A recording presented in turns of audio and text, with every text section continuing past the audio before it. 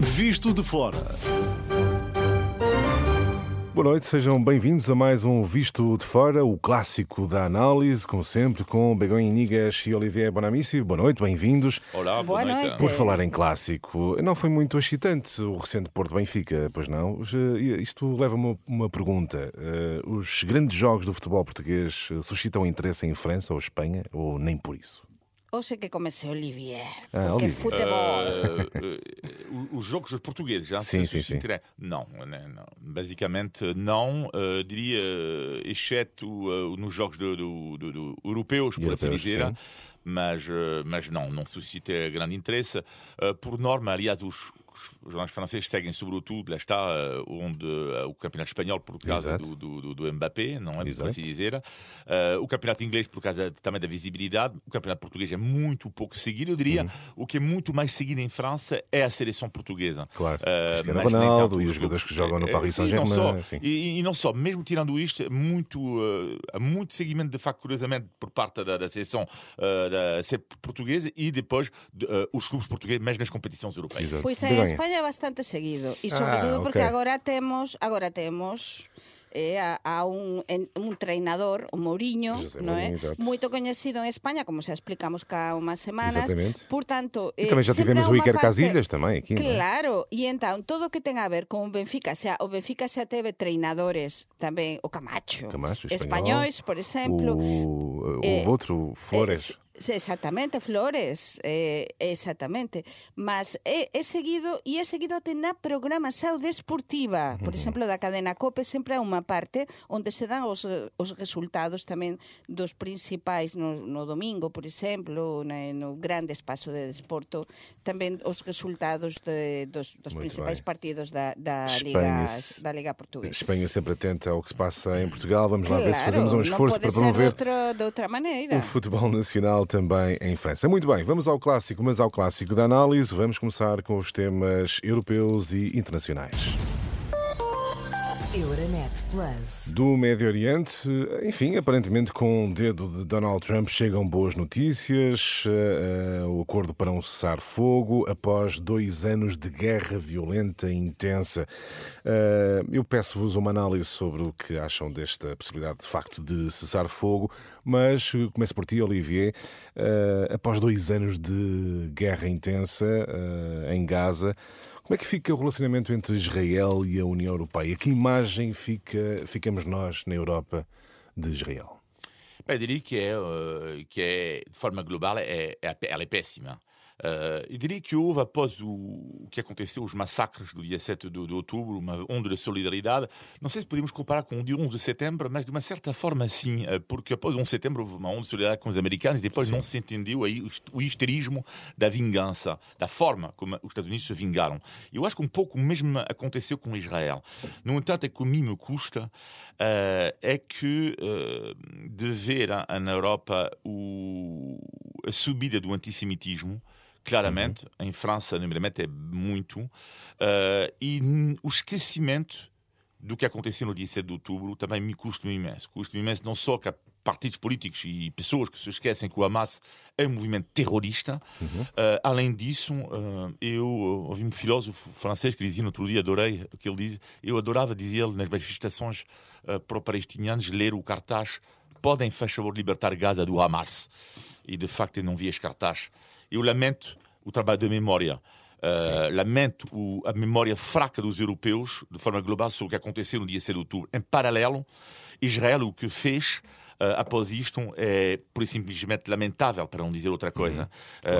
E é terrível que tenha havido este histerismo de vingança. Eu espero que as pessoas sejam julgadas também por causa do que aconteceu, porque há quem considere como genocídio, outros que consideram que foram crimes de guerra que cometeu Israel, mas de facto eu acho que a razão pela qual os europeus condenam Israel hoje em dia, uma grande parte, por assim dizer, tem a ver com a amplitude da resposta de Israel. Begonha, a forma como a Europa está a olhar neste momento para Israel é agora irreversível perante a forma como Israel respondeu aos ataques de 7 de outubro, da forma como entrou, digamos, violentamente em Gaza. É irreversível este olhar europeu mais desconfiado relativamente a Israel? Oxalá que este olhar desconfiado se manteña e a Europa vexa realmente no que se convertiu Israel. Mas eu duvido... É que Israel, peço desculpa por interromper, Israel é o exemplo de uma democracia ocidental, exemplo, liberal no Médio Oriente, ou era?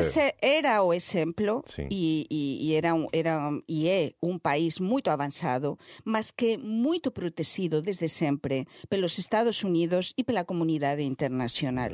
Porque nos Estados Unidos, no lobby do poder dos que mandan da economia dos Estados Unidos, há muitos xudeus. E ese poder pesa moito nas decisões e é o grande aliado dos Estados Unidos e de algúns países da Europa. É verdade que algúns países da Europa nas últimas semanas, e sobre isto xa temos falado cá neste programa, teñen mudado, até por exemplo a Alemanha ten mudado un bocadiño de paradigma, mas Europa ficou, como perguntabas antes a Olivier, moito mal na fotografía no que ten a ver con como lidar con esta situación do Hamas, esta situación da invasão, mesmo porque foi unha invasão e para min un xenocidio, porque sí que foi para min o que aconteceu e está a acontecer por enquanto en Gaza un xenocidio, e eu vexo este acordo como xornalista con certa desconfianza. Por un lado, é a grande noticia de hoxe, desde ontem a noite, é a grande noticia, o titular de todo o mundo, este cesar-fogo, acordo de paz, mas aínda non coñecemos todos os detalles. Certo, portanto, a altura em que estamos a gravar não conhecemos ainda. Mas há aqui non coñecemos os detalles, non sabemos os contornos que isto vai ter, mas sin dúbida, como é que se está a celebrar? Para min, o titular e a fotografía, porque a fotografía é sempre moito importante tamén no xornalismo, é a fotografía das persoas dun lado na Palestina, en Gaza, a celebrar, e en Israel também a celebrar, depois de 2 anos de conflito. Há aqui um dado curioso, Olivier, é que, enfim, este acordo de cessar-fogo na faixa de Gaza tem a mão de Donald Trump. A Europa um bocadinho à margem destas negociações. Como é que analisas o facto de ser Donald Trump quem fica como alguém que, de facto, promoveu um esforço de paz no Médio Oriente? Se, de facto, tudo se confirmar, não é? É, sem dúvida nenhuma, uma vitória diplomática brutal de Donald Trump. Daí a ter o Prémio Nobel da Paz, eu acho que vai ser caminho. Eu espero que não o tenham, uma distância porque ainda. A mim faz-me sempre confusão até quando um presidente é Prémio Nobel da Paz. A mim faz muita confusão, seja Donald Trump ou outro. O Nobel da Paz da Obama. Sim, mas para mim não achava normal na mesma. Ou seja, eu não acho normal, repito, quando um presidente tenha assim um Prémio Nobel da Paz. Agora, claro que uma vitória diplomática brutal, se confirmar, eu gostaria, sobretudo, mas ele está no poder ao mesmo tempo. Ou seja, ele está no poder e outros presidentes antes dele conseguiram um acordo que depois não foram respeitados. Se lhes parecer, eu acho que daqui a uma semana vamos ter de avaliar neste programa e analisar os contornos deste acordo. Claro. Porque realmente agora temos a grande notícia, non? A festa, a celebração, todo o engranaxe, toda a maquinaria da Casa Branca, mesmo anunciar isto no mundo inteiro. Exatamente. Mas de aquí a uns días teremos todos os dados. Quem é que vai perder com todo isto? Realmente Hamas vai entregar os reens que ainda vivem? Como é que vai ser o desembarco en Gaza de todas estas forças internacionais de apoio? Como é que Israel vai renunciar a muita coisa lá? Vai haver 2 estados, realmente, porque finalmente vamos ter 2 estados, o Estado da Palestina e o Estado de Israel. En que vai ceder Israel? Para mí o titular é en que vai ceder Israel. Esse é o titular. Está dado o mote para o programa da próxima semana. Vamos continuar a olhar para a Europa, mais concretamente para a França, onde há, Olivier, caos político, posso dizê-lo assim. Enfim, é previsível. Macron poderá anunciar um novo primeiro-ministro, não se sabe muito bem, mas de facto é grande a instabilidade política. Seja qual for a solução nos próximos tempos, haverá condições de governabilidade em França, Olivier? É muito complicado. O que está a acontecer é um pouco, eu diria, dos franceses acham, e também concordo eu com isto, é que é uma palhaçada, ou seja, é um circo autêntico, sendo que o palhaço número um, neste caso, para mim tem um nome, não gosto de dizer isto porque tenho que respeitar a instituição da República, mas eu diria o responsável número um desta palhaçada é Emmanuel Macron, sem dúvida, ou seja... porque é ele que dissolveu a Assembleia da República e parece que não toma nenhuma decisão certa e, sobretudo, uma coisa que é, na segunda volta das eleições, ganham a esquerda. A partir daí, ele tinha que trabalhar com alguém da esquerda e depois o Parlamento ia censurado ou não. Recordo que o Passos Coelho, quando chegou no primeiro lugar em 2013, se não me engano, foi convidado a formar o governo. Exatamente, não conseguiu, depois foram chamados António Costa. Estas são regras da democracia. Bom, Macron, ele continua a nomear os seus amigos e tudo isso. Bom, agora, uma coisa está certa, é que eu acho que neste momento o que o Macron está a fazer é que nas próximas eleições, agora eu não tenho dúvida nenhuma sobre isto, a extrema-direita vai governar a França, é uma questão de tempo agora. Porquê? Por duas razões. Primeiro porque os franceses estão fartos de Macron e tentaram, Macron era um pouco um movimento 5 estrelas na Itália, na altura, que era tentar uma outra via. Esta via não funcionou e não tentaram a extrema-direita. E depois é o fator Meloni. Para mim, Meloni abriu uma via à direita, as coligações entre a direita e a extrema-direita, não só em França. E eu acho que Meloni provou, na minha opinião, que afinal as coisas podem funcionar, mesmo havendo a extrema-direita no poder. Quando digo funcionar, e França não poderá é ser um nazismo. exemplo para toda a Europa, Como? é isso? França poderá ser um exemplo para toda a Europa. Não, a Itália já é uma... Mas França poderá juntar-se a esse exemplo.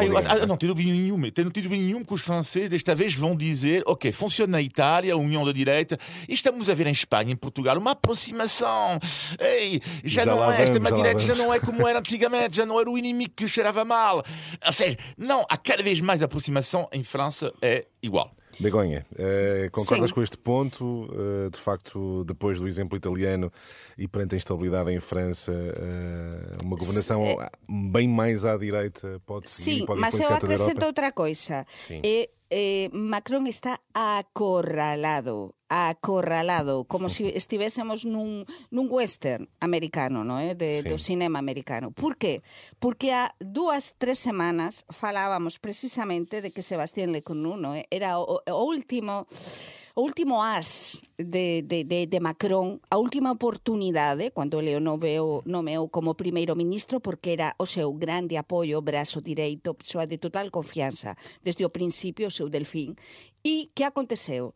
Que durou 3 semanas no poder, non é? Então, o caos é surreal, como diría Olivier, que se está a viver na França. A França democrática, o noso exemplo democrático históricamente, está a viver un momento difícil. E estamos a testar, como dicía Olivier, e vou o que estabas a perguntar, unha nova era na França. Sin dúbida, todo aponta a que podemos ter eleições, non é, Olivier? Todo aponta a que podemos ter eleições en França, o que faz pelo menos Macron, non é? o que estaba eu a ver, porque hoxe é un día decisivo. As próximas horas son decisivas na França, mas, atenção, os tempos non son fáceis en França e vai haber moita mudança, todo aponta, porque a quen é que vai nomear agora Macron?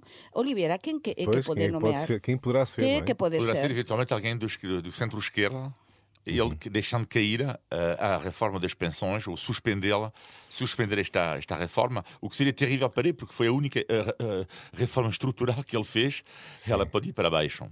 Mas vamos ver ainda, não se sabe. No, e sobretudo que isto é tamén unha crise constitucional, non é? Porque aquí ábrese un camino tamén novo na França. E do ponto de vista europeu também. Tamén, se temos porque cada a vez França mais países governados claro, por extrema-direita.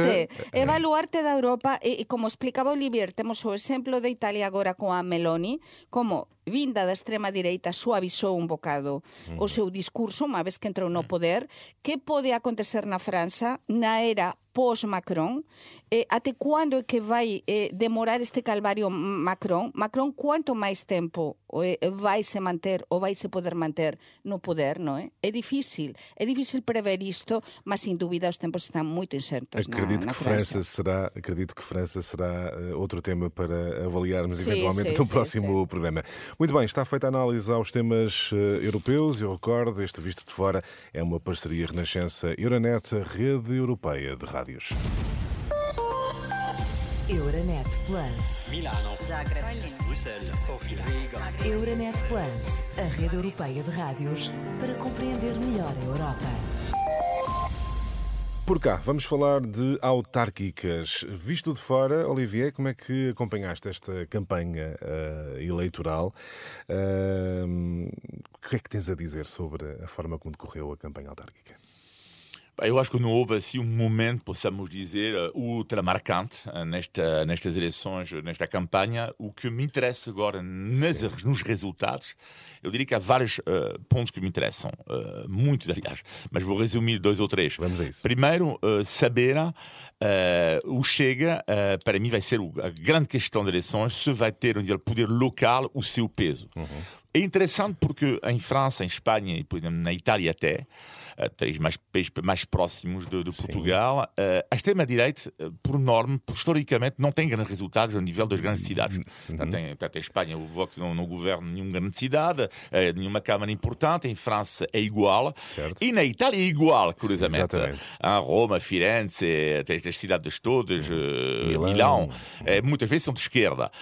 Em França também, curiosamente, em Espanha mais a direita, o PP. Agora, Portugal, vamos ver, vai ser interessante ver se o Chega, que teve grandes resultados no Alentejo, no Algarve, por exemplo, vai fazer o que o Ventura diz, que é começar a conquista, a reconquista, dizer, a partir do sul subir. Isto vou seguir com atenção os resultados do Chega no Algarve. Segundo ponto para mim importante é ver se o PS continua a sua queda e se o PS vai ser apenas a terceira força política em Portugal, como teve quase, por assim dizer, em relação ao número de votos, enfim, o grupo parlamentar sim, nas últimas eleições. E finalmente, o último ponto para mim importante é ver se a AD confirma que é a principal força política em Portugal. Eu acho que vai ser, apesar, vamos dizer isto, do caso neste momento com Luís Montenegro. Espinam viva, sim. Begonha, quais são os teus pontos fundamentais nestas eleições autárquicas? Vamos a iso. Aquí temos varias chaves. A chave, verdade, que vai acontecer con o Chega? O Chega, cuántas cámaras municipais van ficar en mãos do Chega? Vai continuar esta subida Chega? Isto é decisivo tamén. Mas vamos a outros partidos. Temos PSD. Vai influenciar o caso Espinum Viva e as últimas novidades en plena campaña, que isto é incrível, en plena campaña temos a super noticia, non é, de Espinum Viva. Vai influenciar isto. Já estava a tardar, não é? Porque há sempre uma notícia de justiça. Sempre há uma noticia que nos últimos días de campaña pode influenciar, non é? Sobre todo en cidades onde temos un empate técnico, como é o caso do Porto, por exemplo. Porto e Lisboa. E Lisboa, é dizer, as cidades de referencia en Portugal, Porto e Lisboa, están con un empate técnico. E entón, temos depois, por outro lado, o PS, que vai acontecer coa era pós-Pedro Nuno. Porque temos un novo... É un teste para José Luís Carneiro. Un teste, e atenção, temos tamén o Bloco de Esquerda, que estaba en queda libre, e coa Mariana Mortágua agora, coa flotilla, isto vai influenciar, non vai influenciar. É dizer, estas autárquicas son moito máis interesantes, e o resultado das autárquicas serve para testar tamén non só os candidatos locais dos partidos, sino a propia situación dos partidos en Portugal. Para apimentar estas eleições, surgiu Pedro Passos Coelho, que diz sempre que está fora da vida política, mas veio Olivier dizer que é momento de ultrapassar as linhas vermelhas. Isto é a prova. Do que dizíamos antes, sim. Isto é a prova para já, para mim, que o que é que estava a dizer há pouco, que há cada vez mais, entre a direita e a extrema-direita, diria, como se diz, passagens, como se diz, conivência. Sim. Bom, cada vez mais. Segundo ponto, e já sei há muito tempo que o Passos Coelho é uma espécie de herói dos militantes do Chega. E terceiro ponto, e não é só do André Ventura. Não é só André Ventura. E terceiro ponto, o que eu nunca aprecio no Passos Coelho é porque, eu disse isto há 1 ano e meio, porque é que não pertence ao Chega. Ele encaixa perfeitamente em tudo o que eu diz o Chega. E para mim, essa é uma questão que eu nunca entendi, mas estou a falar ideologicamente, tá? E não é quando eu digo isto, não é uma crítica. Cada vez que eu ouço Passos Coelho falar, vejo um dirigente do Chega. Não, eu não sei o que Passos Coelho, para a minha opinião, encaixa nada. Eu admito, não entendo. Para mim, ele é um dirigente do Chega. Não estou a ver. E às vezes, lembro-me, por exemplo, há políticos, o Rui Cristina, em Albufeira. Ele fez esta passagem. Ele era do PSD e passou para o Chega. A partir do momento em que tu encaixas completamente na ideologia e vi o que é que ele escreve, Passos Coelho, sobre a noção da família, sobre vários pontos, para mim ele encaixa perfeitamente no Chega. E temos uma chave aqui, que é a chave precisamente do que falávamos antes, que é a chave de esta connivencia e estes acordos, ou estes acordos quase obrigados, estes novos tempos entre centro-direita, extrema-direita, non por liñas vermellas, porque estamos a ver o exemplo na Italia, pode acontecer na França, pode acontecer en España. É curioso porque isto que comentou o Passos Coello precisamente en plena campaña electoral, que isto é, en fin, non é baladí, non é? En plena campaña electoral, ontem precisamente a noite, nunha entrevista nun programa de moita audiencia da televisión española, da televisão 24 horas, foi entrevistado o ex-presidente da Asamblea da República Española na altura do PP, do goberno do PP de Aznar, Federico Trigo. E Federico Trigo está na mesma liña ideolóxica do Passos Coello. E ele publicou agora un libro que é o mesmo pensamento no que explicaba nesta entrevista precisamente ontem e no libro que non debe haber liñas vermellas. É dizer, que están o PP e Vox obrigados a se entender. É un bocadiño o que está a explicar o Passos Coello. Passos Coelho traduz, vocês, para finalizar, Passos Coelho traduz aquele movimento que está a crescer de facto na Europa, em toda a Europa. Exatamente. Ele está na parte direita do PCD. E não só ele, como do eleitorado. Eu acho que há muitas pessoas do eleitorado da AD que concordam exatamente com esta união. Esta união dos direitos, ela não faz a unanimidade, não há pessoas do direito que discordam completamente disto. Mas os estudos mostram que há cada vez mais esta vontade da parte do eleitorado da direita de fazer aliança com a extrema-direita. Porque os partidos cada vez há menos bipartidismo e mais fragmentação política. Isto está a acontecer em toda a Europa.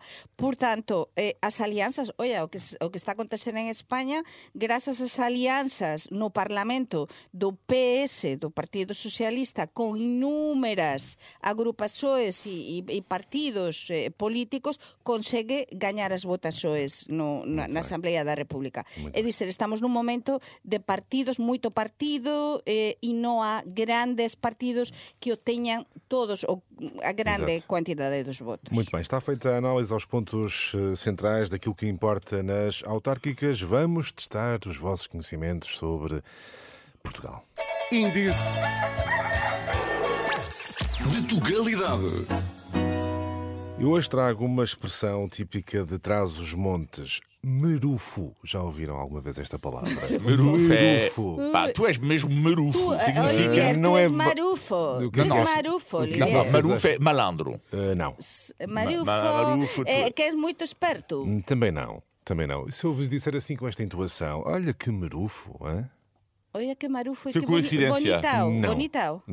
Não. Olha que descaramento ou insolência. Eu quero dizer, marufo é uma expressão de Trás-os-Montes. Portanto, quando vocês ficarem indignados com alguma coisa, dizem assim, olha, mas que marufo.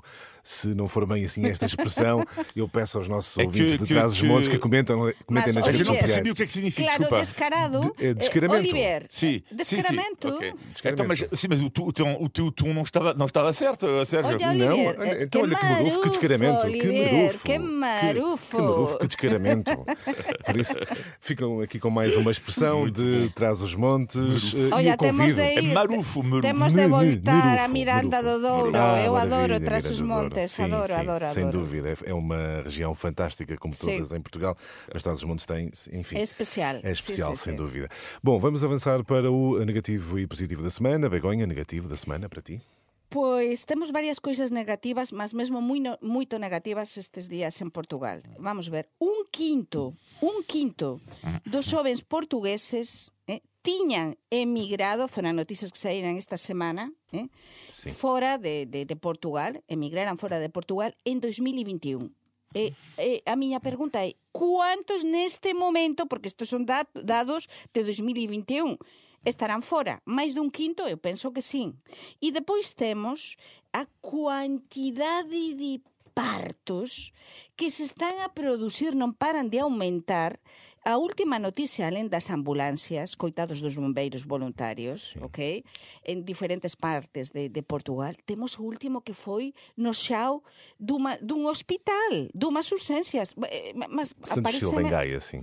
Mas é que, meu Deus, por favor, é que isto estamos num país da Europa, non é? Da União Europeia. E então, é que tem-se de fazer alguma coisa com isto, é? Muito bem. Os teus negativos, Olivier? Bem, o meu negativo não é bem um negativo, mas é um desafio que, desde que eu vivo aqui, faço com mim próprio, e há 30 anos que não dá, que é, há 30 anos que eu tenho uma aposta com mim próprio, que é quando eu estou num café, num restaurante, no fim, eu digo o seguinte à pessoa: eu quero, faz favor, o café e a conta ao mesmo tempo.